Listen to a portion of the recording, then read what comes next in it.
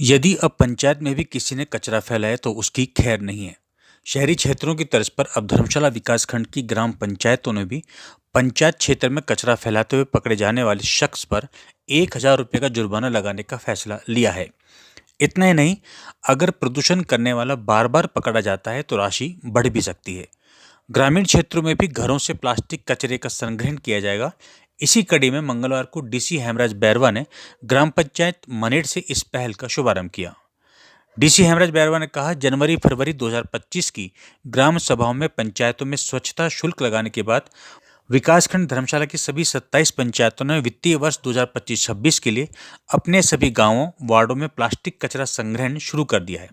ग्रामीण क्षेत्रों में भी स्वच्छता एक जरूरी पहलू है, क्योंकि हर घर में प्लास्टिक सहित ठोस कचरा उत्पन्न होता है। सड़कों, नदियों या पहाड़ियों की ढलानों पर प्लास्टिक कचरे के ढेर से बचने के लिए अब पंचायतों ने प्लास्टिक कचरे को समाप्त करने की दिशा में एक अच्छी पहल की है।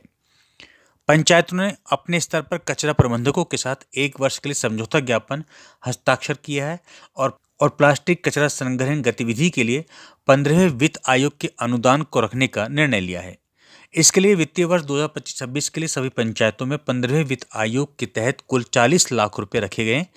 धर्मशाला पंचायत समिति के सभी सदस्यों द्वारा 5 लाख रुपए और जिला परिषद सदस्यों द्वारा 6,50,000 रुपए 2025-26 में प्लास्टिक कचरा संग्रहण गतिविधि के लिए 15वें वित्त आयोग के अनुदान में से रखे गए हैं। डीसी बैरवा ने कहा कि पंचायतों में घरों से कचरा संग्रहण और स्वच्छता के लिए सभी पंचायतों में मासिक आधार पर स्वच्छता शुल्क के रूप में लगभग 6,20,000 रुपये एकत्र किए जाएंगे।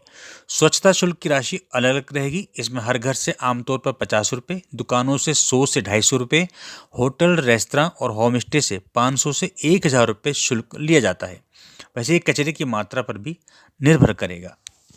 आप देख रहे होंगे कि स्वच्छ भारत मिशन ग्रामीण में प्लास्टिक वेस्ट मैनेजमेंट पर खासा फोकस है और ज़िले के सभी ब्लॉक्स में जो ब्लॉक बड़े हैं वहाँ पर एक से अधिक संख्या में भी वहाँ पर प्लास्टिक वेस्ट मैनेजमेंट यूनिट्स बनाए जा रहे हैं और उन वेस्ट मैनेजमेंट यूनिट्स में जो भी प्लास्टिक का वेस्ट इकट्ठा होता है उसकी बेलिंग करके, श्रेडिंग करके और बाद में फर्दर उसका सीमेंट प्लांट्स में उसको भेजा जाता है या अगर उसमें कोई सेलेबिलिटी निकलती है तो उसको वैसे उसको डिस्पोज ऑफ किया जाता है। उसके लिए आवश्यक है कि हमारी जितने भी ब्लॉक की पंचायतें हैं वो सभी पंचायतें एक रोबस्ट कलेक्शन मैकेनिज़्म तैयार करें जिसके माध्यम से सभी घर द्वार से प्लास्टिक का कचरा इकट्ठा हो सके और इकट्ठा करके उसको हम उस यूनिट में ले जा सकें। तो अभी आप अपने दाएं साइड अगर देखेंगे मेरे दाएं भाग पे तो एक हमने सेग्रीगेशन शेड भी वहाँ पर रखा हुआ है और ये शेड में अलग अलग तरीके कचरे का अलग अलग प्रावधान है। अब स्ट्रक्चरल पार्ट तो हमारा हो गया पूरा, फाइनेंशियल पार्ट और उसका ऑपरेशनल पार्ट जो है वो हमारे लिए इम्पॉर्टेंट है। फाइनेंशियल पार्ट के लिए 15 वित्त आयोग की गाइडलाइंस के मुताबिक सभी पंचायतों को, पंचायत समिति को, जिला परिषद मेंबर्स को, उनको जो धन उसके अंदर अलॉटेड होता है उसका मिनिमम एक क्वांटम है जिसको उन्होंने सैनिटेशन रिलेटेड एक्टिविटीज़ के लिए रखना होता है। तो इस बार हमारे वीडियो साहब ने सबको मोटिवेट किया और सब ने उस धन को वहाँ पर अपनी जो जीपीडीपी की शेल्फ बनती है, बीपीडी शेल्फ बनती है, उस शेल्फ के अंदर उस पैसे को रखा है ताकि उस पैसे का भी इस्तेमाल पूरी स्वच्छता से रिलेटेड कलेक्शन से लेके उसके डिस्पोजल तक उसको इस्तेमाल कर सकें। एक सैनिटेशन फ़ी का एक नॉर्मेटिव रेट्स हमने तय किए और सभी पंचायतों से हमने कहा कि भाई इसको आप अपनी पंचायतों में ग्राम सभा में इसको अडॉप्ट करवाइए। तो मुझे खुशी है कि ब्लॉक धर्मशाला ने वो जो हमारी तरफ से एक नॉर्मेटिव गाइडलाइंस जारी की गई थी उनको अडॉप्ट किया है और पंचायत के माध्यम से उसको इम्प्लीमेंट करने का उन्होंने जिम्मा उठाया है।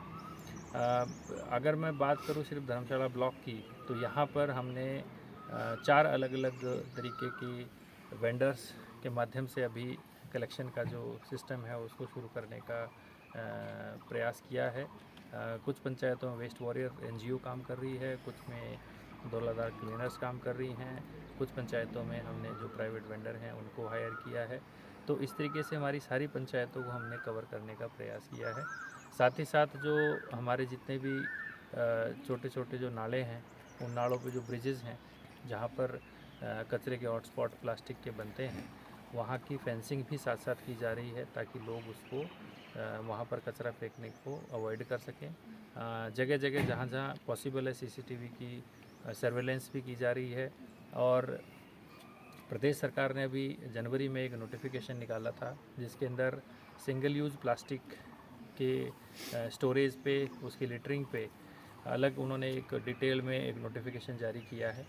उस नोटिफिकेशन के बारे में भी पंचायतों को जागरूक किया गया है और पंचायतों के पास चालान बुक भी उसमें है ताकि पंचायतों को अगर कहीं भी किसी तरीके का इंसिडेंट मिलता है प्लास्टिक रिलेटेड वेस्ट लिटरिंग का, तो उस पर पंचायतें चालान कर सकती हैं और एक रेगुलेटरी मैकेनिज़्म को एनफोर्स कर सकती हैं। तो ओवरऑल हम प्रयास ये कर रहे हैं कि हमारा जो प्लास्टिक वेस्ट मैनेजमेंट का जो पूरा एंड टू एंड जो मैकेनिज़्म है वो इफ़ेक्टिव बनकर उभरे और सही मायने में जैसे हम एक कल्पना करते कि हमारा गांव, प्रदेश, शहर हमारा सुंदर हो, स्वच्छ हो, उसको हम साकार कर पाएँ।